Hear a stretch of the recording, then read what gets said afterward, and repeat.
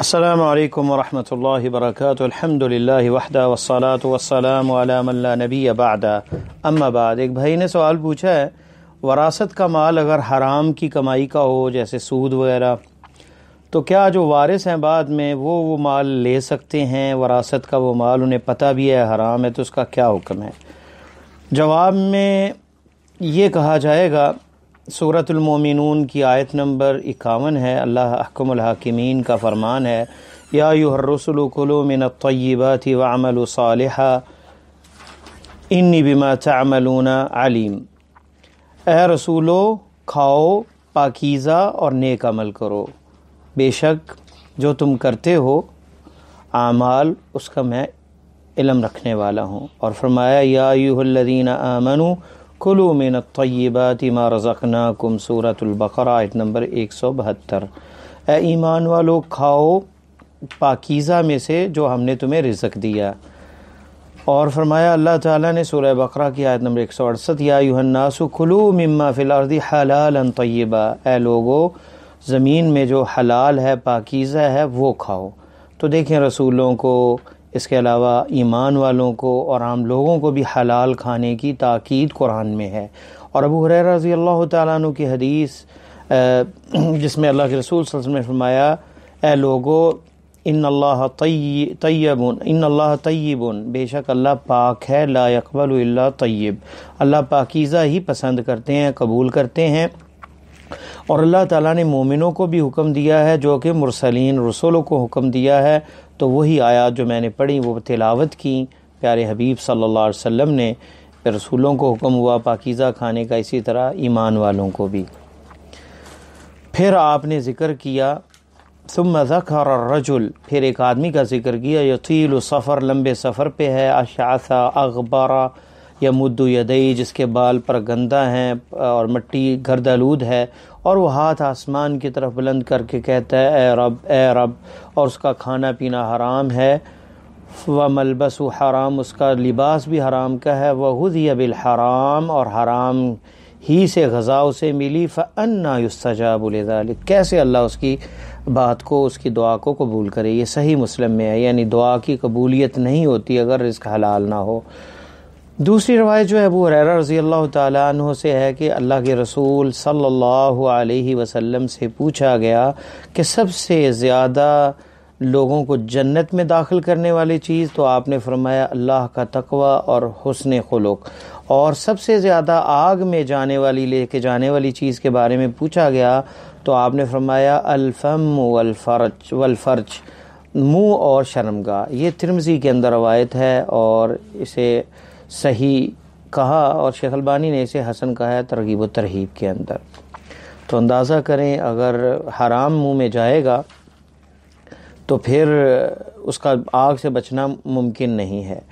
اور اگر منہ کی حفاظت کرے گا، منہ کے اندر جو ہے وہ حلال جائے گا، تو اللہ تعالیٰ نے گارنٹی دے دی ہے اس کی کہ اللہ تعالیٰ جو ہے، اللہ کے نبی صلی اللہ علیہ وسلم نے فرمایا کہ یہ سب سے زیادہ وہ چیز ہے جو جہنم میں لے کے جانے والی ہے۔ چہرہ، منہ جو ہے اس کی حفاظت نہ کرے، حرام گفتگو کرے اور حرام کھانا کھائے، اور شرمگاہ جو ہے وہ حرام جگہ پہ استعمال کرے، تو یہ جہنم میں لے کے جانے والی چیزیں ہیں۔ اور اللہ کا تقوی اور حسن خلق جو ہے یہ سب سے زیادہ وہ چیز ہے جس سے بندہ جنت میں جائے گا۔ تیسری روایت عبداللہ ابن مسعود کی ہے، آپ نے فرمایا کہ اللہ تعالیٰ سے حیا کرو جیسے حق ہے حیا کا۔ ہم نے پوچھا، صحابہ کہتے ہیں کہ کیسے حیا کریں؟ یا رسول اللہ انا لنستحی، ہم تو حیا کرتے ہیں، والحمدللہ، اللہ کی تعریف ہے۔ آپ نے فرمایا یہ حیا نہیں ہے، بلکہ حق الحیا یہ ہے کہ آپ سر کی حفاظت کریں، وما وعا، اور جو اس میں ہے، اور پیٹ کی حفاظت کریں اور جو کچھ اس میں ہے، اور موت کو یاد کریں، اور موت کے بعد بوسیدہ ہونے کو یاد کریں، اور جو آخرت کا ارادہ رکھتا ہے، دنیا کی زینت کو چھوڑ دیتا ہے، جس نے یہ کیا اس نے اللہ تعالیٰ کا حیا کیا، اللہ سے شرم کھائی، جو کہ حق ہے، جیسا حق ہے حیا کرنے کا۔ شیخ البانی نے اسے سنن ترمذی کے اندر جو ہے صحیح سنن ترمذی میں صحیح کہا، حسن کہا ہے۔ تو یہ احادیث ہیں ساری اور آیات ہیں جس میں کسب حلال جو ہے، حلال روزی کی طرف ترغیب دی گئی ہے۔ تو بات یہ ہے کہ اب جب یہ بات واضح ہے کہ اصل بندے کو حلال ہی کھانا چاہیے اور حلال ہی جو ہے اسی میں نجات ہے، اور اس میں وہ بھی حدیث ایڈ کر دیتے ہیں جس میں نبی علیہ السلام نے فرمایا کہ لا تزول قدم عبد یوم القیامہ حتی یسأل عن عمرہ، بندے کو اس وقت تک قدم نہیں اٹھا سکے گا قیامت کے دن جب تک اس کی عمر کے بارے میں، اس کے علم کے بارے میں، اس کے مال کے بارے میں، کہاں سے کمایا، کہاں خرچ کیا، پوچھا نہیں جائے گا، اور اس کے جسم کے بارے میں فی ما بلا، کہاں اس نے اسے خرچ کیا۔ یہ ترمذی کے اندر ہے روایت، اور شیخ البانی نے اسے حسن کہا ہے۔ دوسری بات جو ہے کہ فقہا جو ہیں ان کا اختلاف ہے کہ کیا بندہ میراث کے ذریعے حرام مال جو ہے وہ اسے مل جائے تو کیا وہ حلال ہو جاتا ہے؟ تو جمہور فقہا جو ہیں حنفیہ، مالکیہ اور شافعیہ اور حنابلہ، اور یہی اختیار شیخ الاسلام ابن تیمیہ کا ہے کہ موت کے ساتھ مال حرام حلال نہیں ہو جائے گا وارثوں کے لیے، وہ ویسے ہی حرام رہے گا اگر اس کا مصدر حرام ہے، اور واجب یہ ہے کہ مال جو ہے جن لوگوں سے ہتھیایا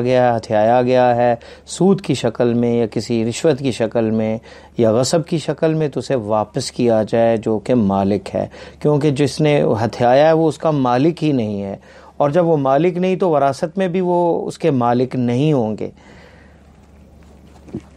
اگر مال حرام غیر معروف ہو، پتہ نہ ہو کن سے لیا، کہاں سے کمایا ہے اس نے، سود ہے اس میں، جوا ہے اور دھوکے اور فراڈ ہیں، لیکن بندے کو پتہ نہیں کون اس کا مالک ہے،